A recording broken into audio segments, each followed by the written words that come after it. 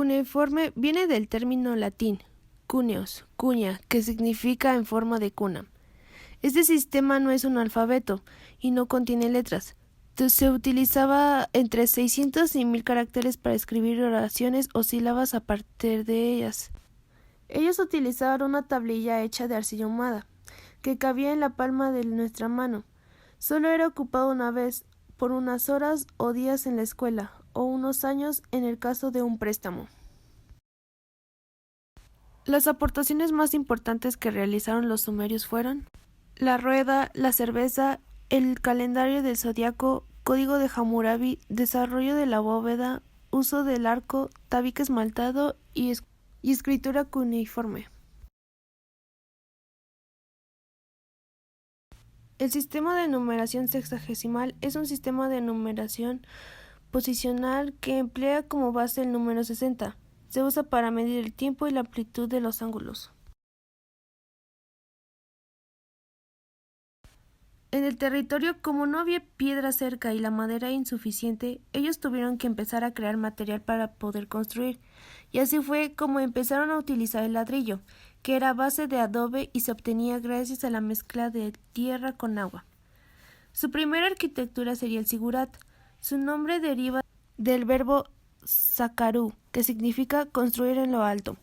Algunas de sus características es que era un templo en forma de pirámide. Para ellos las escaleras les permitía comunicarse con el mundo celestial de los dioses, y contaba con focos visibles en un país llano. Cada ciudad contaba con su propio dios o diosa. Los únicos que podían ingresar al sigurat eran los patesis o sacerdote, para cumplir las necesidades de los dioses. Los muros se encontraban de 3 maneras distintas. El barro tapial era barro comprimido amasado, el adobe era arcilla y paja machacada, y el ladrillo era la mezcla de la arcilla. Los sigurats no se consideraban sitios para la realización de actos públicos o ceremoniosos. Era más la morada de los dioses, y por el momento no se encontró un sigurat en pie, solo se han encontrado restos de ellos. Para la creación de las esculturas, los materiales más usados eran el bronce, cobre, oro y plata. Otros de ellos eran el basalto, arenisca, lapislázuli y alabastro. Una de las obras más antiguas de esta civilización fue una pequeña muñeca del año 6000 a.C. Fue hecha a base de piedra o barro. Al igual que la Venus paleolítica, a esta también se le consideraba la diosa de la fertilidad. Esta escultura fue realizada en tercera dimensión. El detalle de esta es muy meticuloso, por la simple elaboración de la barba y de la incrustación que hay de lapislázuli en sus ojos.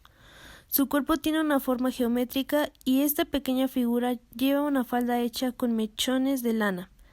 Esta falda se le conocía como vestido de la realeza, que durante invierno se portaba como chal y durante verano como falda, así que tenía doble uso. Algunas de sus características son que tenía unos ojos enormes, las cejas eran arqueadas y unidas, su cabeza y rostro eran redondos, tenía la nariz ancha y su boca era pequeña, las manos siempre estaban a la altura del pecho pareciendo una reverencia.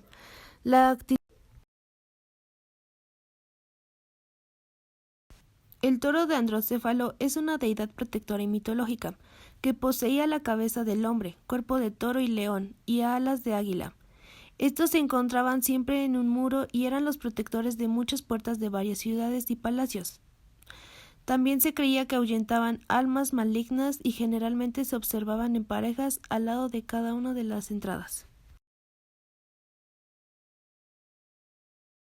El Código de Hammurabi representa un documento jurídico creado en 1760 a.C. por el rey Hammurabi, creador del primer imperio babilónico. Fue encontrado en Susa, Irán, en la excavación dirigida por Jacques de Morgan, 1901-1902. Está realizada sobre un monolito de diorita negra, de formas casi cilíndricas, algo irregulares, que impresiona con sus 2.25 metros de altura. En breves términos, se basa en la aplicación de la ley de Talión a casos concretos. A menudo se le señala como el primer ejemplo del concepto jurídico de que algunas leyes son tan fundamentales que ni un rey tiene la capacidad de cambiarlas. Las leyes escritas en piedra eran inmutables. Este concepto previve en la mayoría de los sistemas jurídicos modernos. En la pintura podemos encontrar los murales de tabique esmaltado. Estos fueron estrictamente decorativos. Los materiales que utilizaban eran el mosaico y azulejo. También se utilizaban para adornar la arquitectura. Los colores que prevalecen es el blanco, rojo y azul. Los temas representativos que realizaban eran sobre las guerras, sacrificios y sus rituales. Representaban figuras geométricas, personas, animales y monstruos. Se emplea en la decoración doméstica y no representaba sombras. Su técnica era disolver el pigmento en agua con huevos, caseína y glicerina.